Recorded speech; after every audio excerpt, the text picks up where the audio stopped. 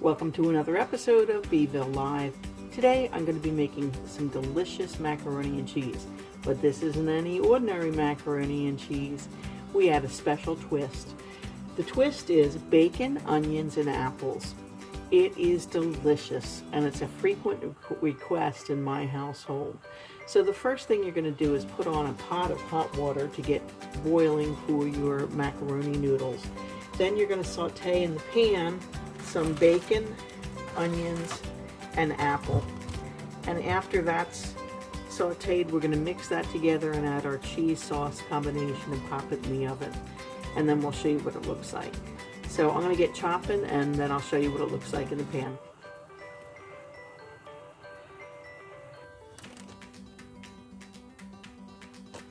Okay, so I've chopped up about half a cup, 3/4 cup of bacon, about 4 strips of bacon. I'm going to add that to a pan that I've had heated up. Chopped up 1 small onion, or in this case 4 small onions about the size of 1 regular onion. I get my onions from Brady Farm. It's a self-sustainable farm in Syracuse. It's organic. I get all my produce there.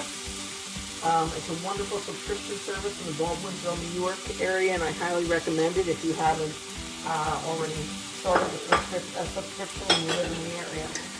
So in the big pot over here, I have started boiling my macaroni noodles. I have about 3 cups of dry pasta in here. So I'm boiling for about 10 minutes. In my frying pan, I'm cooking up my bacon and onions.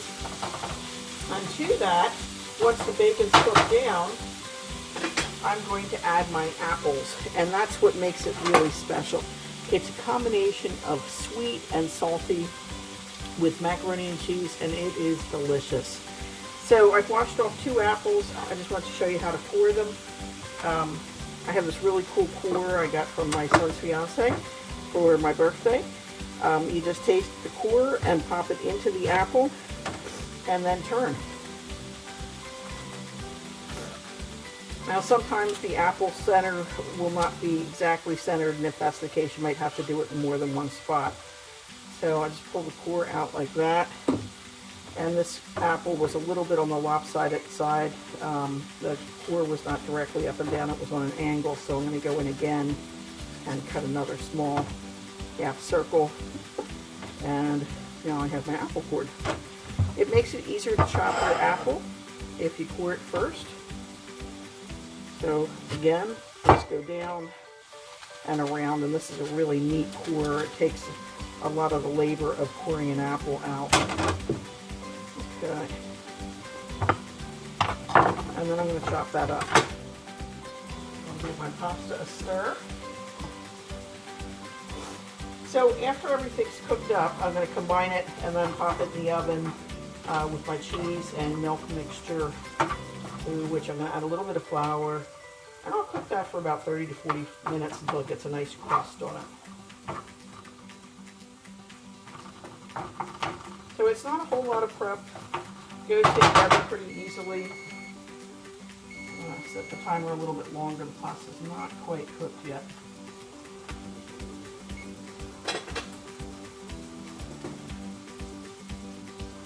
Okay, let's get these apples chopped up. So I'm going to cut that in half, and then just cut them into sections. I leave the skins on the apples for extra fiber. It's nice to have if you're having a pasta dish. You want to have some onions and apples in there, and adds extra fiber, vegetation, and fruit. Delicious flavoring and pairing. You could even add pears and brie cheese to it. We're going to use cheddar cheese tonight and a little bit of Gruyere.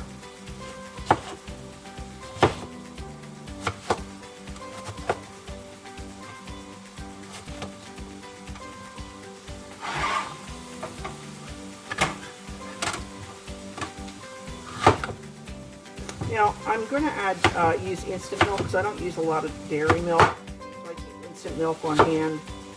But you could use any kind of milk for this. Soy milk, almond milk, dairy milk, any of those are fine.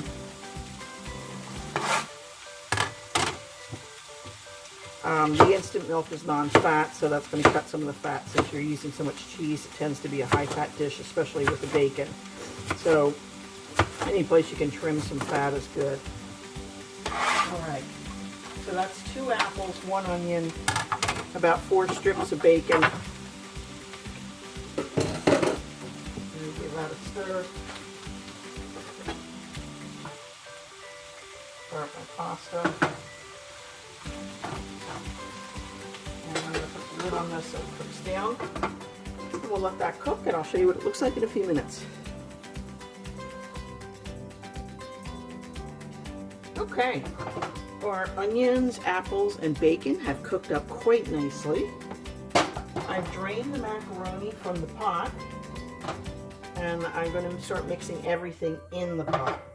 So the first thing you're going to do is put your apples, onions, and bacon into your pot of drained macaroni.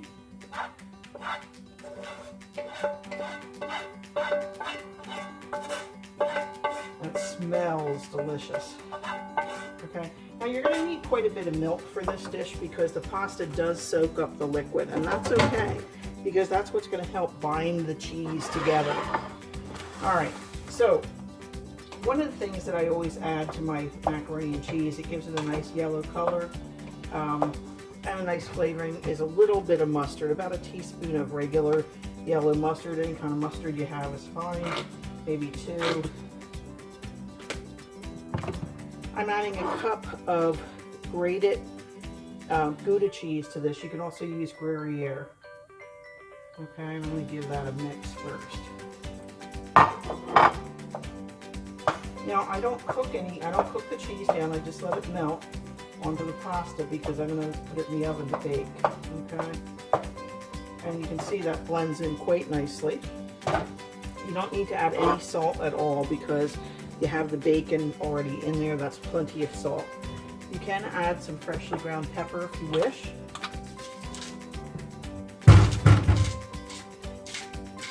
And if you really want to give it a nice yellow color, you can add some cumin and turmeric to it, which I'm going to add a little bit to that because these are really good for your heart. Not too much, about a half a teaspoon. A little bit of turmeric, a little bit of cumin, not much, about a quarter, a little bit of paprika. And I do this mainly for coloring so it looks nice. I'm going to give those seasonings a stir.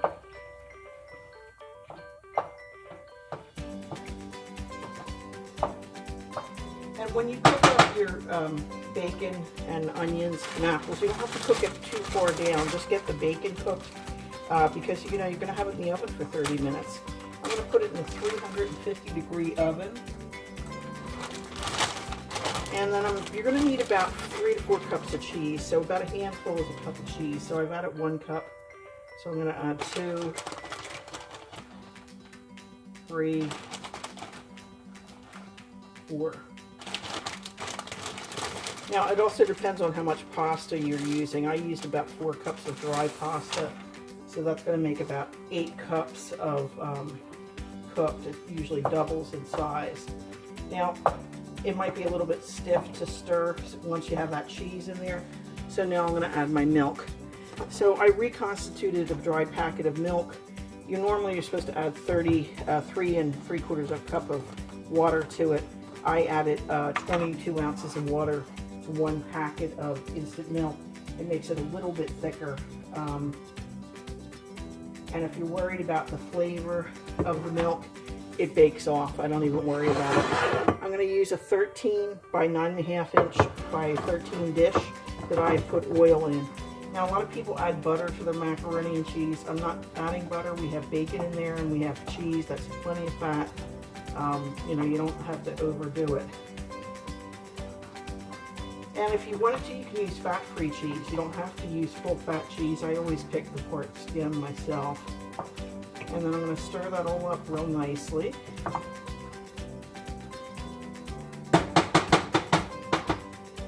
And then I'm going to pour it into my baking dish.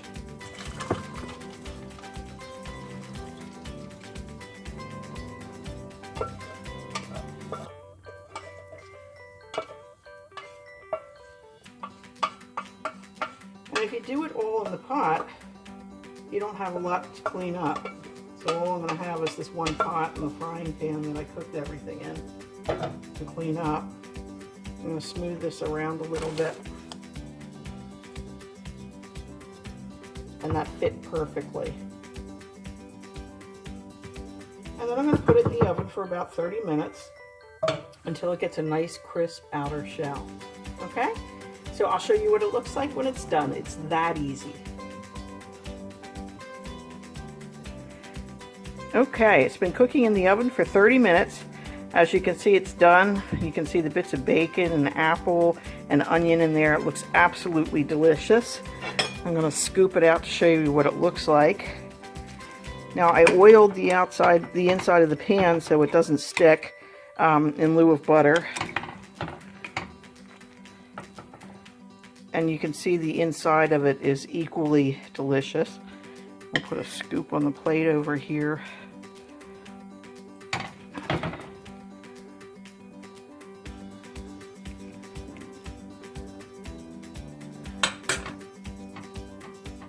And there you have it. That is baked macaroni and cheese with apples and bacon and onions.